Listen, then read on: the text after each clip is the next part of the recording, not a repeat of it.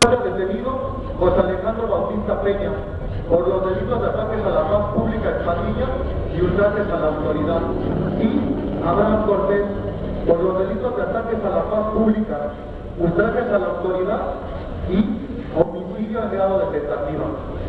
Todos ellos están siendo procesados en el juzgado 40º penal del Distrito Federal en las causas penales 235, 236 y 238 del 2013, con excepción de José Alejandro Bautista Peña.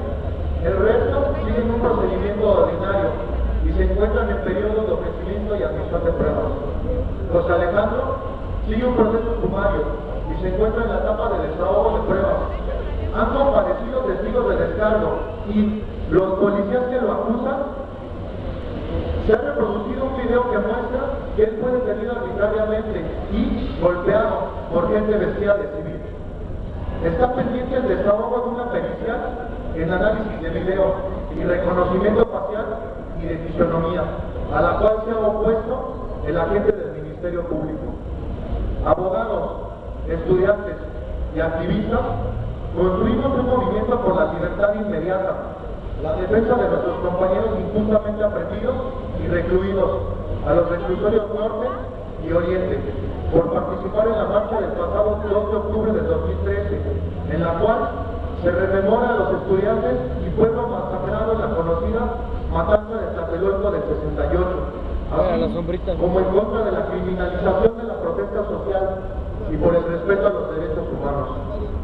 Denunciamos que el gobierno capitalino está obedeciendo a las presiones mediáticas para castigar a quienes marchamos por las calles de la ciudad en legítimo derecho. Las reformas constitucionales en materia de justicia penal, impulsadas en el año del 2006, implicaron un reconocimiento institucional en el sentido de que el actual sistema penal que impera en el Distrito Federal implica serias violaciones en materia de derechos humanos, por lo que se estableció la necesidad de transitar un sistema penal caracterizado por rasgos inquisitorios a uno que garantice los derechos humanos. Este sistema inquisitorio es repudiado por la ciudadanía, que califica a las instituciones de seguridad y justicia como corruptas, ineficientes, parciales, lentas y opacas.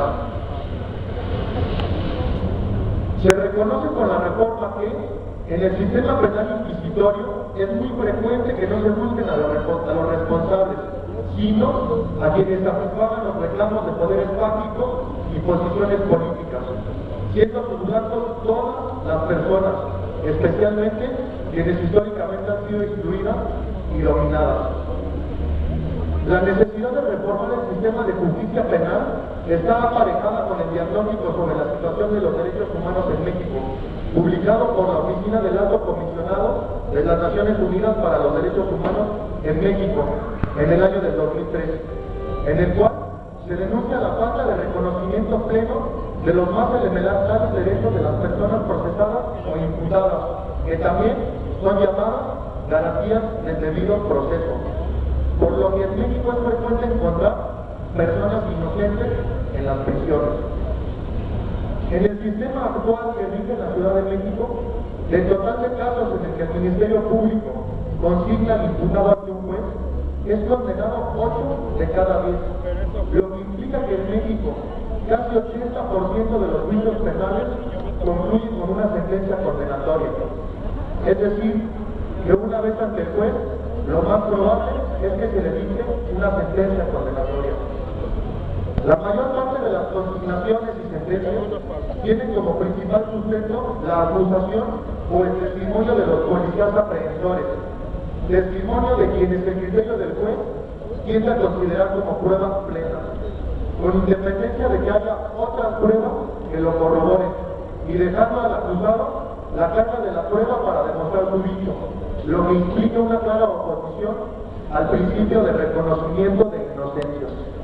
Además, el sistema judicial omite tomar en cuenta que la policía mexicana es reconocida como una de las más corruptas del orden, tal como lo constató la organización no gubernamental Transparencia Internacional en su informe Barómetro Global de la Corrupción 2013, que ubica a nuestro país en el lugar 105.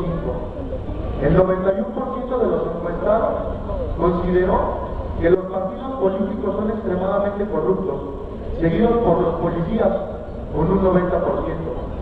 Ninguna institución social o política estuvo cerca de ser calificada con bajos índices de corrupción.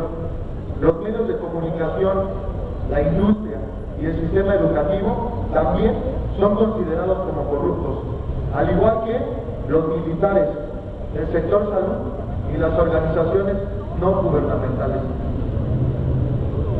Dice, en términos prácticos, la policía mexicana fue creada no para proteger, sino para controlar a la población, permitiéndosele reprimir, extorsionar y sobornar a cambio de la lealtad a la autoridad.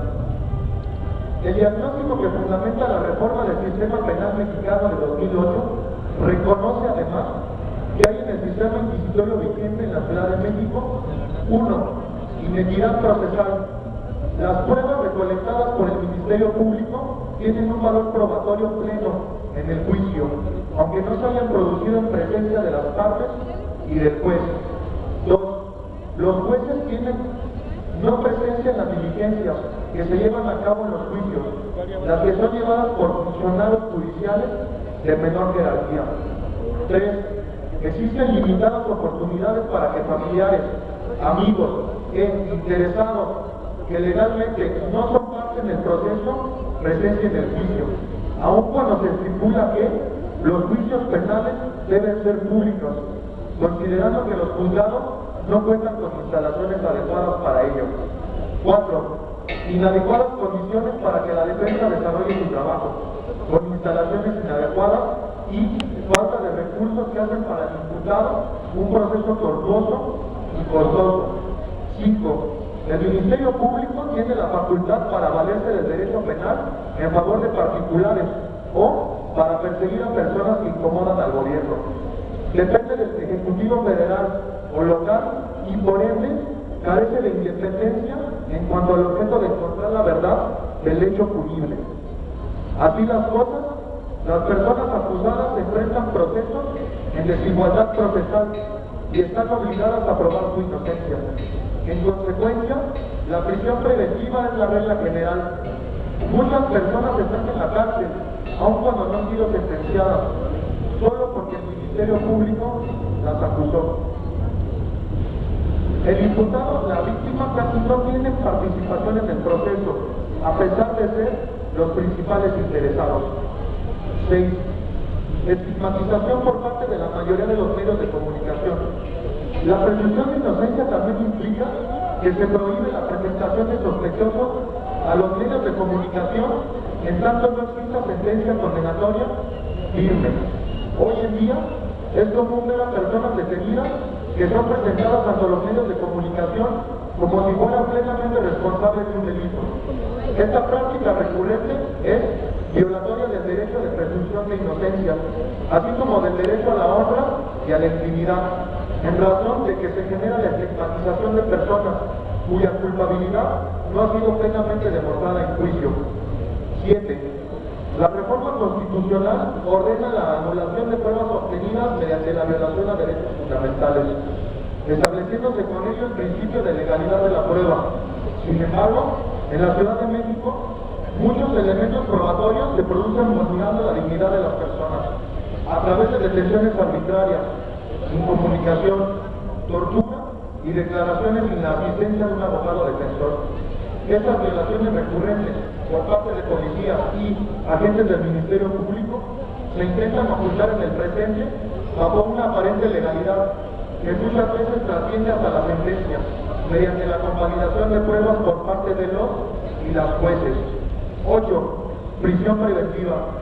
Esta norma infringe el principio de presunción de inocencia, pues, de acuerdo con este, la prisión preventiva debe ser siempre excepcional y revisable, atendiendo a las circunstancias de cada caso concreto. Es por ello que las medidas cautelares que afectan la libertad de las personas deben guardar relación con las características del caso y no únicamente con el delito investigado. En conclusión, el sistema de justicia penal inquisitorio ha fracasado. y ha fracasado porque no ha cumplido con los objetivos para los cuales ha sido diseñado.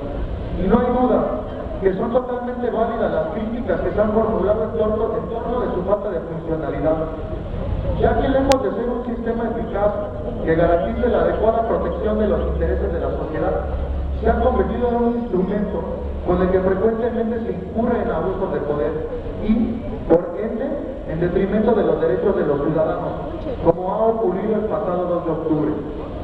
De por medio están los derechos consagrados por los artículos 6 y 9 de la Constitución, que nos otorgan nuestra libertad de reunión, de expresión y de manifestación de nuestro pensamiento y de las ideas.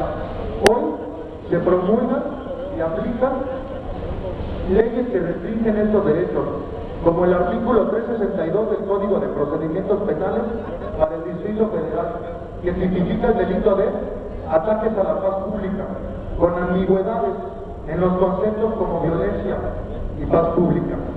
Delito que últimamente, desde el pasado 1 de diciembre, se ha aplicado en contra de manifestantes en el Distrito Federal. Es por todo lo anterior que venimos ante usted a protestar por la actuación del sistema judicial ante el proceso injusto que se le sigue a nuestros compañeros, ante la afectación que ello conlleva en sus vidas y el daño que se les ocasiona en su patrimonio e integridad personal. Exigimos la libertad inmediata e incondicional de todos los presos detenidos el pasado 2 de octubre del 2013. Firman, familiares, amigos y defensores de los presos políticos del 2 de octubre del 2013.